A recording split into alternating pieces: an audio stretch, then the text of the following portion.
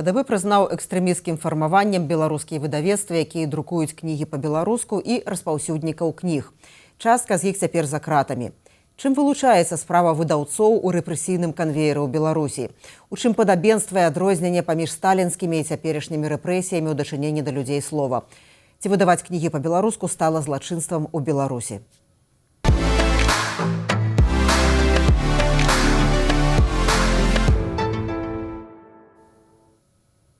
Добрый дзень, тут Ганна Соусь. Новы віток рэпрэсій супраць выдаўцоў кнігаў і журналістаў мы абмяркуем з пісьменнікамі Сашам Філіпенкам і Александром Лукашуком, а таксама старшынёй беларускага ПНУ Тацянай Нядбай і дырэктарам фонду «Камунікат» Ярославам Іванюком.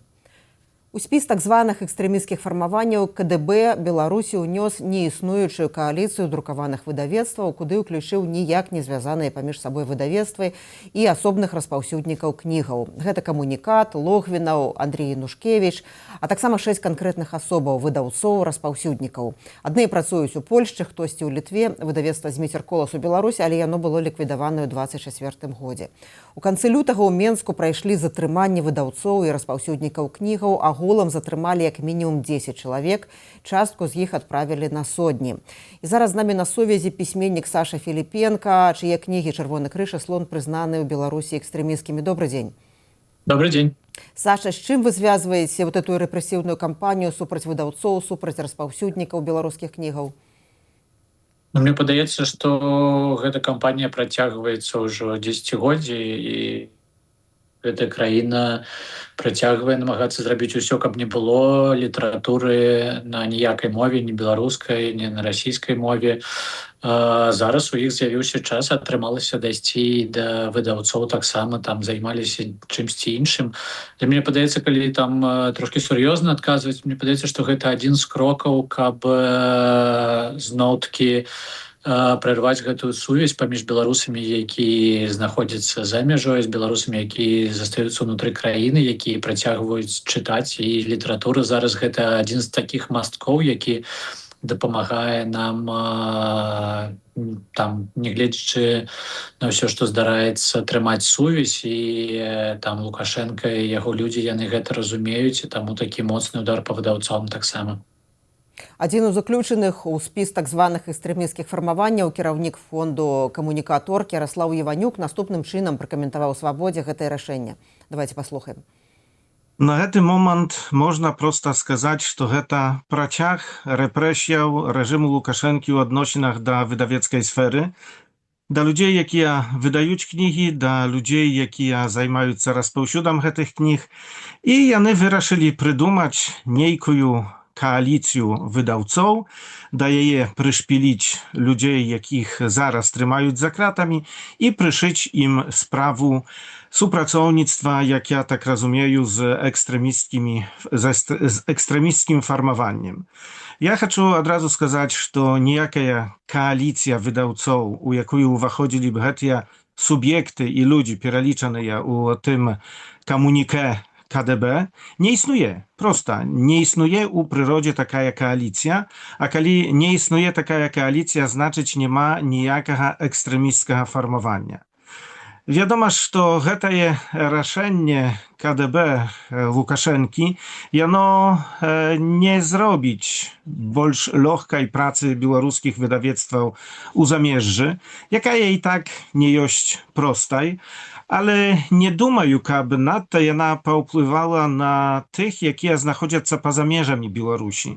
Таму што фонд «Камунікат» надалей будзе займацца тым, чым займаўся дагэтуль. Мы будзем папаўняць рэсурсы беларускай інтэрнэт-бібліятэкі «Камунікат.орг», якая існуе ўжо больш за чвэрць стагоддзя, дзе сабрана ўжо больш за 70 000 рознага тыпу беларускіх публікацыяў, кніг, часопісаў, газетаў, аўдіёбукаў, усяго, што па-беларуску і усяго, што на іншых мовах пра Беларусь. Мы надалей будзем таксама адлічбоўваць беларускую präsu, białoruskie gazety. Będziemy tak samo wydawać drukowane kniги, a od początku naszej działalności przeszło już больше za 4 lata. Za ten czas my wydali больше za 70 drukowanych knih i zapisali больше za 60 audiobooków z współczesnej białoruskiej literatury i zapisem audiobooków tak samo nadalej będziemy zajmować. A prócz tego będziemy tak samo ładzić autorskie sustreczy.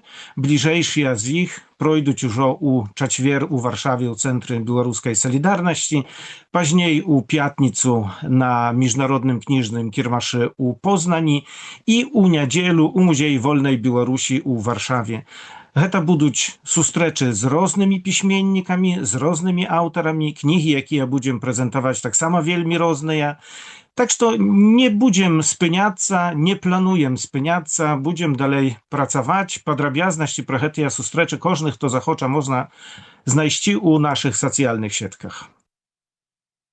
Ярослаў Іванюк, так і кіраўніца Інстытуту беларускай кнігі Лілія Ільюшына запэўніваюць свабоду, што ніякай кааліцыі выдаўцоў, пра якія гавораць КДБ, у рэчаіснасці не існуе ні ў абвешчаным складзе, ні ў якім іншым. Навошта было прыдумляць кааліцыю выдаўцоў? Якія тут могуць быць версіі? Ну, таму што трэба паказаць, што гэта вельмі такія вельмі моцныя людзі, якія могуць нешта зрабіць для Рэспублікі Беларусі. Там же павінны яны ў КДБ працаваць, ім увесь час патрэбна нешта выдумляць, яны павінны з кімсьці змагацца, і вось нібыта ёсць нейкая кааліцыя. Ну, для іх кааліцыі, мне падаецца, усе беларусы, ім трэба было проста прыдумаць кааліцыю беларусаў, якія проста намагаюцца жыць нармальным жыццём. У гэтым сэнсе гэта же такі сюррэалізм. Напрыклад, вось я ведаю, што яны адчынілі другую справу супраць мяне, і другая справа супраць мяне, у ёй напісана, што зараз яна таму, што я нібыта размаўлял пра сваю кніжку, пра слон, і таксама даваў нейкае інтэрв'ю, і нібыта таму, што кніжка, яна ўжо экстрэмісцкая, я не магу пра яе размаўляць, я не магу пра яе нічога не казаць, яе нельга там ні дома маць, ні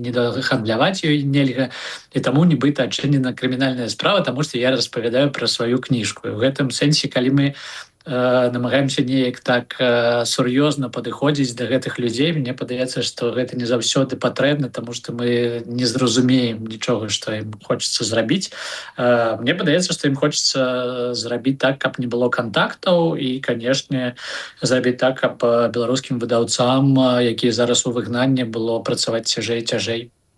А давайте трошки больше про новую криминальную справу. Я так разумею, яна была заведена за интервью YouTube-каналу «Обычное утро», так? И приходили до вашей семьи в Беларуси. Расскажите, что отбывалось? Адбывалася новы ператрус быў у бацькоў, таму што я там прапісаны. І таксама вось незразумела, навошта яны прыходзяць, так, яны ведаюць, што там мяне ўжо 5 гадоў няма ў Беларусі, але яны прыходзяць, і там у сувязі з гэтым інтэрв'ю яны спрабуюць нешта новае знайсці ў кватэры, дзе яны ўжо былі, дзе яны ўжо нічога не знайшлі. Ну і мне падаецца, што гэта такое проста яны там зноў там дасылаюць нейкі сігнал, што вось мы сочым, што мы глядзім усе інтэрв'ю, што мы ведаем то, што ты кажаш. У гэтым сэнсе не вельмі зразумела, што яны робяць, таму што першую справу яны адчынілі уже 2 ці 3 гады таму, і яна ўсё яшчэ не было ніякага прысуда, то есть невядома, чым там займаецца моя следчая, і зараз у мяне 2 следчых, можа яны там адзін з другім сазваніваюцца, там абмяркоўваюць нешта, можа там уже нарэшце будзе там вынесены нейкі прысуд па першай справе, ці зараз яны хутчэй сделаюць там другую справу. Так, гэта проста ціск, які яны ўвесь час там дасылаюць сігнал, што мы сочым за тым, што ты робіш. Я ведаю, што следчыя глядзяць усе інтэрв'ю, глядзяць, ну, нібыта, напэўна, няма ў іх больш працы іншай, каб глядзець інтэрв'ю пісьменнікаў, але можа гэта і добра, таму што яны таксама трошкі ў міры літаратуры, яны ведаюць і сачаць, што адбываюцца, яны, мабыць, нават чытаюць тое, што мы пішам. А што за справа? Паводле якога артыкулу, паводле якога абвінавачання заведзеная? Я зараз мне падаецца, што першая справа гэта 130 частка 3, а зараз я не памятаю, я пісаў, мне падаецца, што 361 частка другая цяпер я не памятаю, трэба паглядзець я просто. Ну, вот адначасова з рэпрэсіямі ў дачыненні да пісьменнікаў, выдаўцоў, распаўсюднікаў кнігаў працягваюцца, ўзмацняюцца рэпрэсіі супраць журналістаў. Вот нядаўнія 2 судовыя працэсы журналіста Павла Добравольскага асудзілі на 9 гадоў пазбаўлення волі паводле абвінавачання ў здрадзе дзяржаве. Былых кіраўнікоў баранавіцкага незалежнага парталу навінаў Владзіміра Янукевіча і Андрэя Пакаленко асудзілі на 14 і 12 гадоў пазбаўлення волі, адпаведна ізноў жа абвінаваціўшы ў здрадзе дзяржаве. Ну, пры гэтым праваабаронцы кажуць, што ёсць пэўныя змены ў характары рэпрэсій у Беларусі, што часцей сталі прысуджаць так званую хатнюю хімію. А вось у выпадку журналістамі тэрміны якраз аграмадныя. Якое тут можа быць тлумачэнне? Мне падаецца, што рэжым разумее, што яму будзе патрэбна і далей гандляваць людзьмі, і яму трэба знаходзіць зараз людзей з імёнамі, і яму трэба знаходзіць людзей, якімі нібыта можна гандляваць, как бы гэта не выглядала.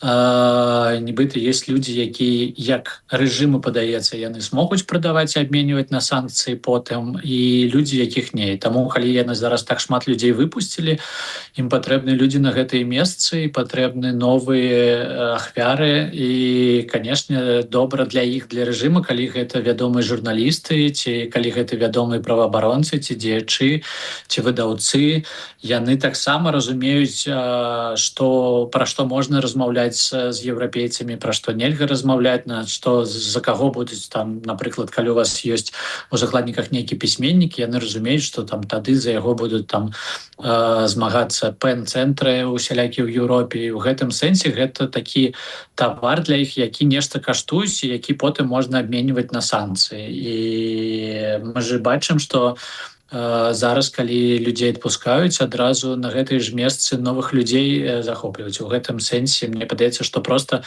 рэжым шукае і шукае людзей, якіх можна пасадзіць, каб потым ім гандляваць.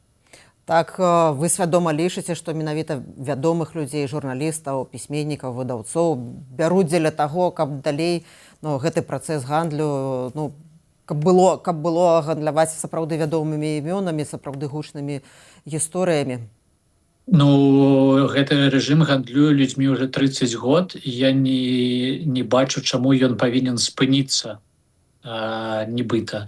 І калі рэжым бачыць, што гэты гандаль працуе, калі рэжым бачыць, што ўсе 30 год там калісьці лепш, калісьці не, але ўсё ж такі гэта працуе, і зараз мы бачылі, што ідзе зноў-такі размова пра тое, што вось там, мне падаецца, учора ці пазаўчора там нейкі прадстаўнік беларускіх улад, людзей, якія ўтрымліваюць уладу ў Беларусі, казаў, што ну вось мы ж адпусцілі зноў-такі сколькі-то людзей, чаму Еўропа ніяк не адрэагавала на это. І гэта проста, толькі гандлем і можна назваць, няма ніякага іншага слова, каб гэта там неяк апісваць.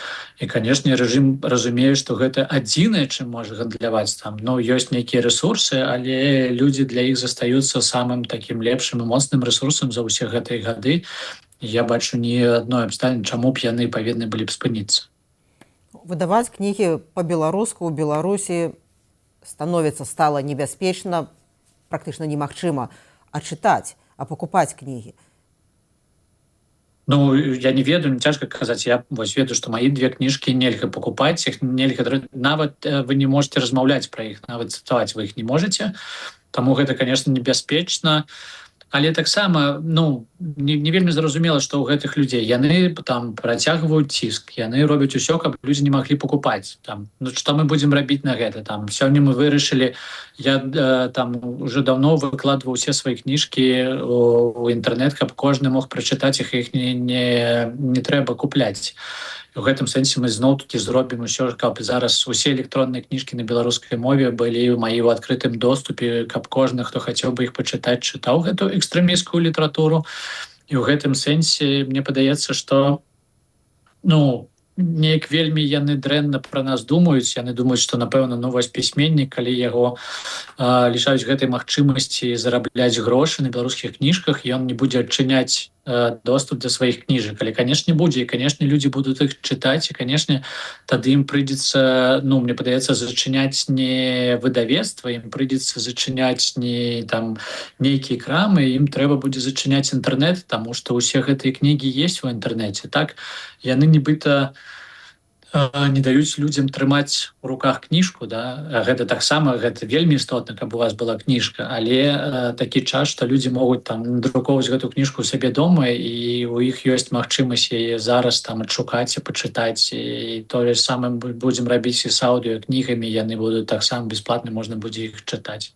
Саша, вы професійны пісьменнік, вы жывеце з таго, што прадаеце свае кнігі. Вашыя кнігі перакладзеныя на многія мовы, і гэта крыніца даходу. Не кожны беларускі пісьменнік мае пераклады кнігаў і не можа атрымліваць гэты даход. І калі все выкласці бясплатна, то за што будуць жыць беларускія пісьменнікі?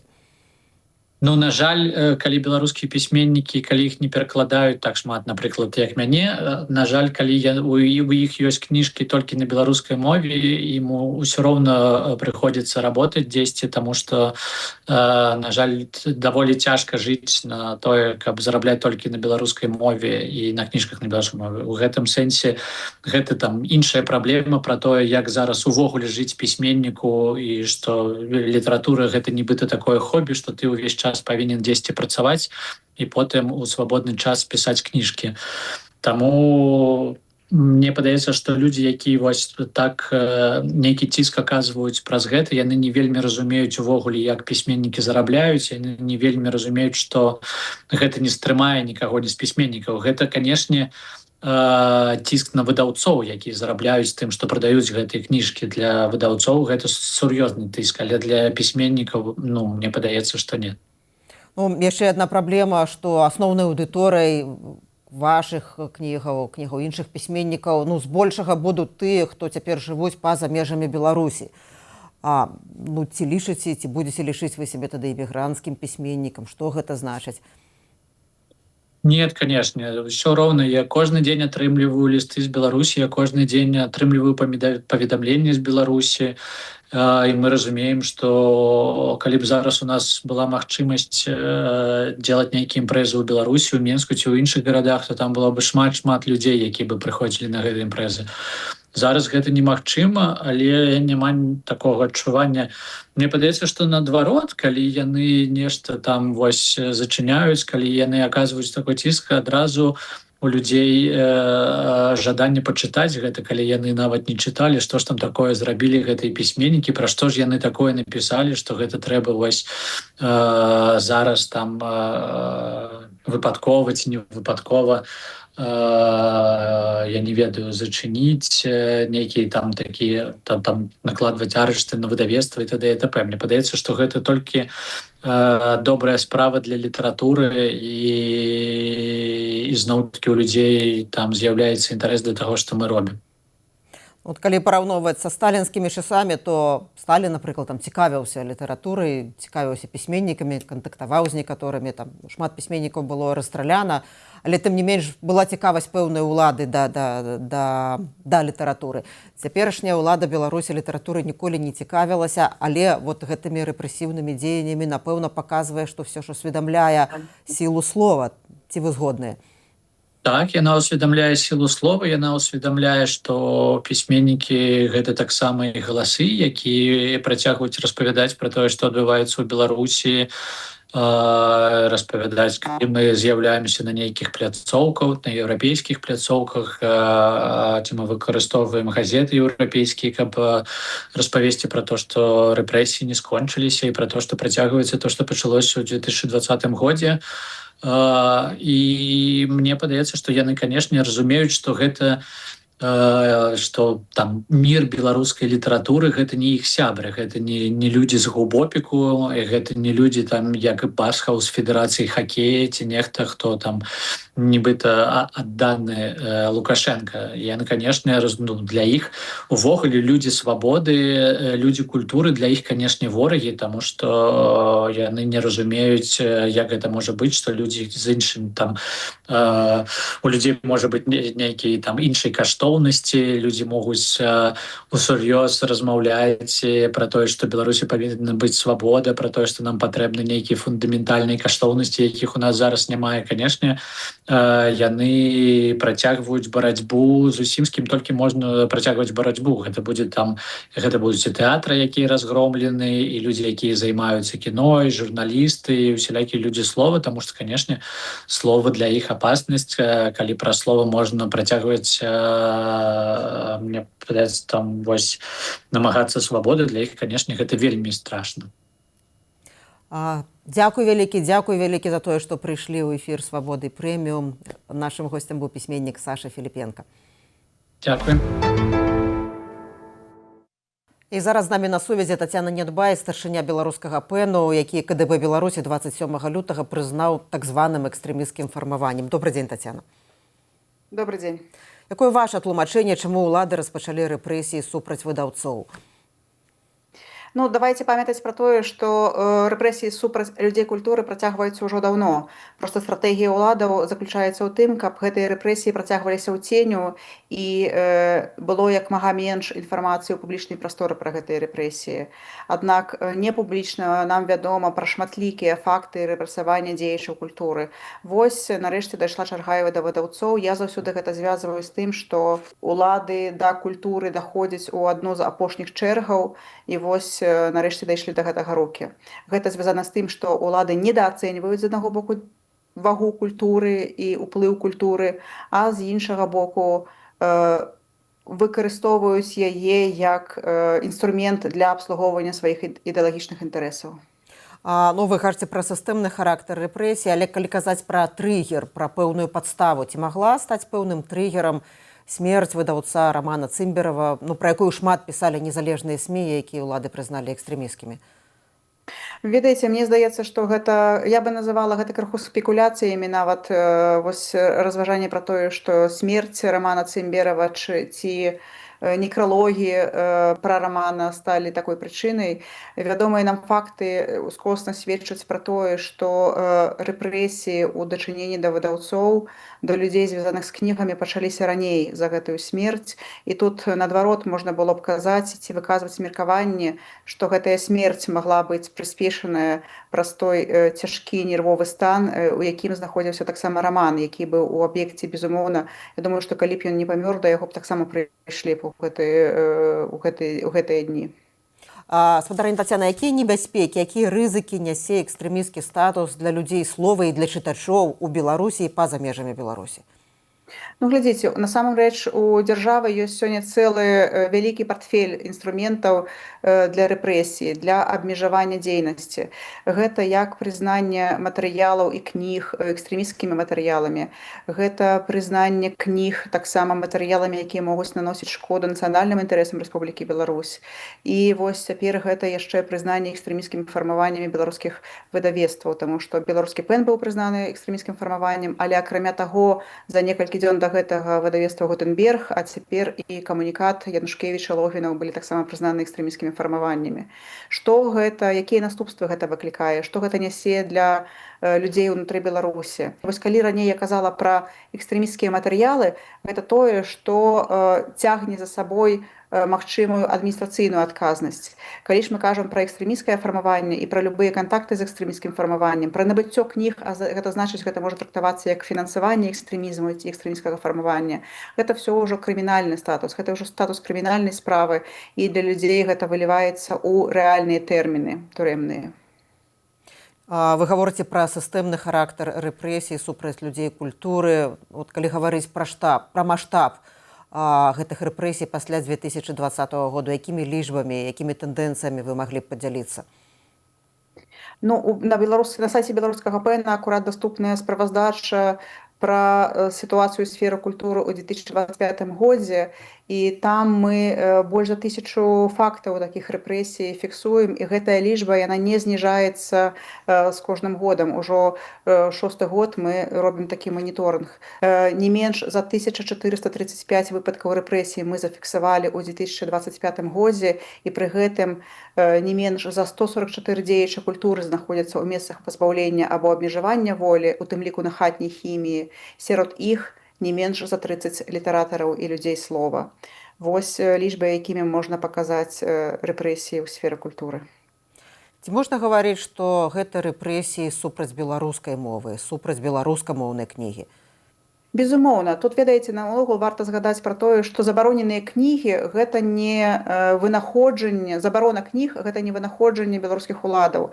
Такія сітуацыі вельмі частыя здараліся ў гісторыі розных дзяржаваў, але і ў сучасных гісторыях, у сучаснасці гэтых дзяржаваў таксама яны здараюцца забароны кніг.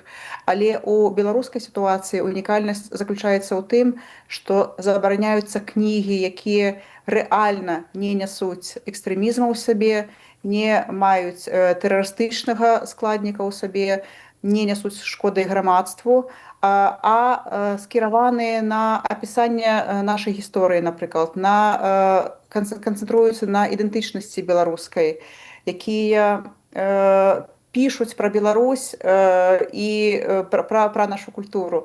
У гэтым сэнсе або нават не пішуць пра Беларусь і пра нашу культуру, або проста з'яўляюцца перакладамі нейкіх культавых тэкстаў на беларускую мову, што, безумоўна, развівае беларускую культуру, што развівае беларускую мову, і гэтыя кнігі таксама рэпрэсуюцца. І што яшчэ я хачу падкрэсліць, што гэтая сітуацыя рэпрэсій, гэта не сітуацыя нашых апошніх 6 гадоў. Безумоўна, цяпер мы на такім піку гэтых рэпрэсій, гэта у найноўшай гісторыі беспрэцэдэнтныя рэпрэсіі, але давайце згадаем часы сталінскіх рэпрэсій, калі супраць беларускай кнігі яны былі дастаткова высокія, што апісаў у сваёй кнізе Александр Лукашук. І наогул я бы хацела казаць ужо пра 2 стагоддзі рэпрэсій супраць беларускай кнігі, супраць беларускай мовы, супраць беларускіх людзей і культуры. І тое, напэўна, што мы выжываем і што мы ёсць у 2026 годзе як беларусы, як людзі, якія маюць сваю мову, сваю культуру і свае кнігі, гэта відавочны поспех і відавочнае сведчанне таго, што мы выжылі, выжываем і здольныя супраціўляцца сістэмным рэпрэсіям. Ну і я спадзяюся, што і сённяшнія часы, хаця яны вельмі цяжкія, і мы страчваем часам беззваротна некаторыя цэлыя пласты культуры мы страчваем, калі асабліва казаць, напрыклад, пра канфіскаваныя рукапісы, пра кнігі, якія нават не могуць з'явіцца, таму што яны былі знішчаныя яшчэ на этапе рукапісаў, то вось я спадзяюся, што мы зможам і з гэтай сітуацыі выжыць і застацца народам, застацца народам са сваёй культурай. Спадарня Тацяна, дзякуй вялікі. Гэта была Тацяна Недбай, старшыня беларускага ПЭНу. Тацяна Недбай згадала даследчую працу пісьменніка, былога дырэктара Беларускай службы радыёсвабоды Александра Лукашука, і ён зараз якраз з намі на сувязі. Добры дзень, Александр. Добрый день.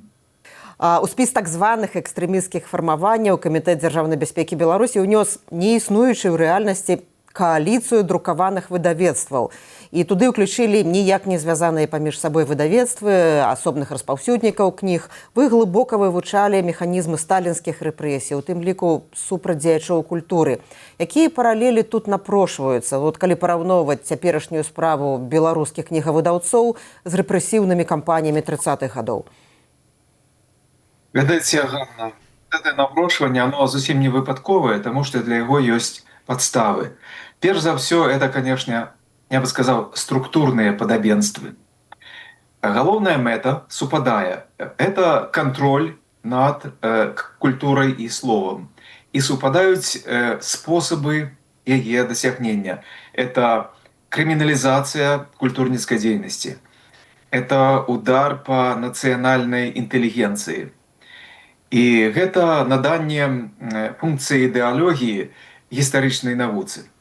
Вот эти 4 структурные характеристики аднолькавыя, што у сталінскай тоталітарнай сістэмы, што у тым, што зараз мы бачым назіраецца ў Беларусі. Вось калі пачаць па парадку, скажем, кантроль над культурай і словам. Мы все ведаем роман Джорджа Орвелла 1984. Там гаворка ідзе пра кантроль над думкамі. Вось контроля над думкамі пакуль няма.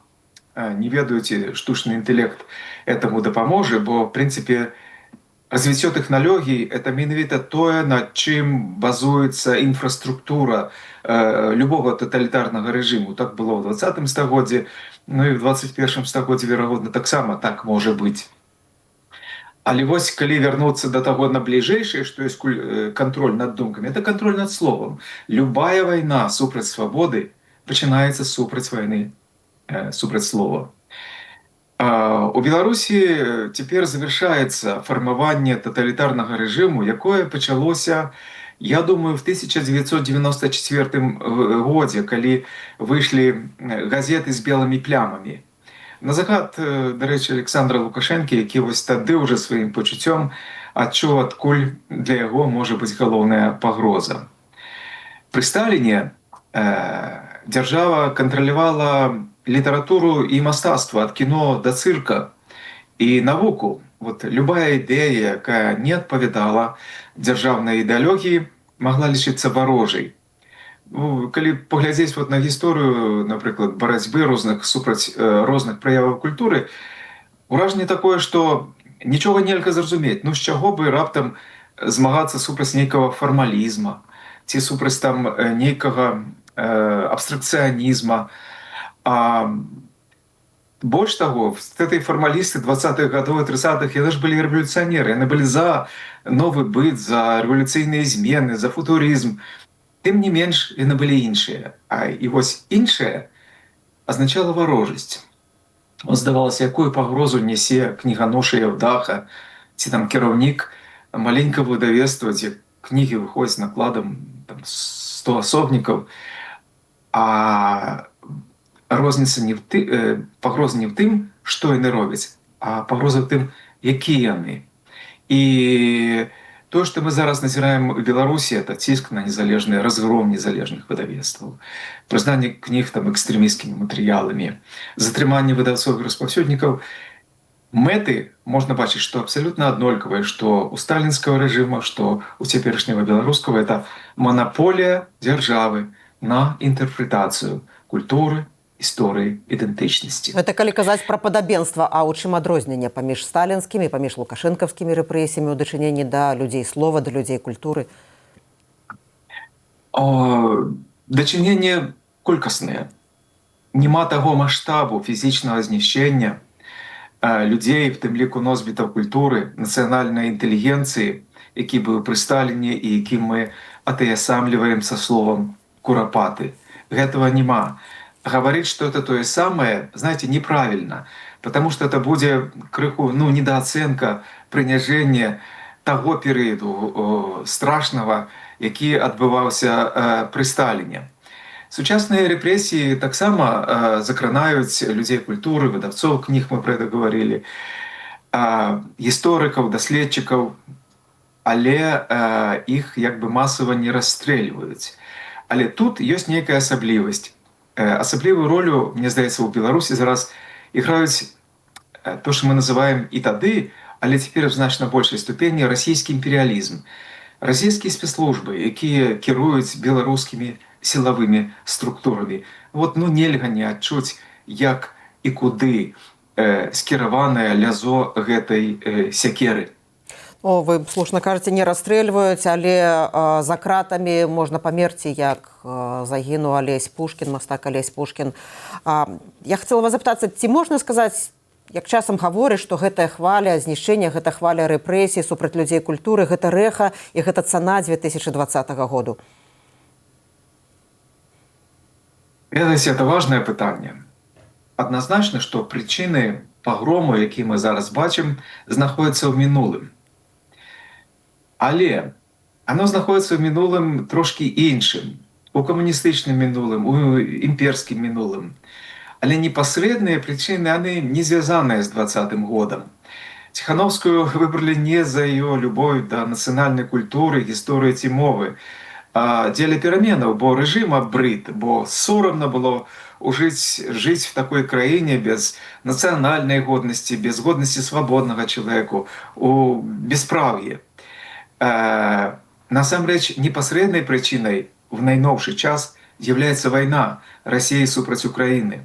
У 21 годзе Лукашенко на пачатку паспрабаваў даць такі адкат назад, пра гэта пачалі гаварыць, а потым все перамянілася. Калі Расія прыняла рашэнне пачаць эту вайну, і Лукашенко пра гэта уведаў, краіна перайшла на ваенны лад. Прычына у вайне 22 года, хоць яна для Беларусі пачалася нават раней. Якім чынам вы бачыце далейшае развіццё сітуацыі? Вы ведаеце, таталітарныя рэжымы звычайна сканчаюцца альбо калі ёсць вонкавая нейкая, ну, как з гітлераўскім рэжымам, да, завага, альбо калі, ці там в Іране вот зараз, альбо калі гіне, зыходзіць са сцэны кіраўнік этого рэжыму натуральным шляхам ці гвалтоўным. Але ведаеце, мы на это паўплываць, калі можам, то вельмі апасродкавана. А галоўнае, мне здаецца, тут в сэнсе перспектывы, это тое, якую перспектыву мы самі можам тут зрабіць. У культуры ёсць адно выйсце, але оно надзвычай магутнае. Это працягвацца. Зараз что это означает? Это означает, что падтрымліваць творцаў, выдаваць кнігі за мяжой, публікаваць іх на дыгітальных платформах. Для незалежных сродкаў масавай інфармацыі это павялічыць да максімума культурніцкую тэматыку ў раскладзе сваіх праграмах, сваіх інтарэсаў, сваіх укладанняў. Ну і разумець, што культурніцкая эміграцыя разам з праваабаронцамі і палітычнай апазіцыяй на роўных знаходзіцца на вастрыі барацьбы за вольную, незалежную і годную Беларусь. Дзякуй вялікі. Гэта быў пісьменнік, даследчык, былы дырэктар беларускай службы радыё Свабода Александр Лукашук. І на гэтым я, Ганна Соусь, развітваюся з вамі. Заставайцеся са свабодай, чытайце кнігі па-беларуску і заставайцеся ў бяспецы.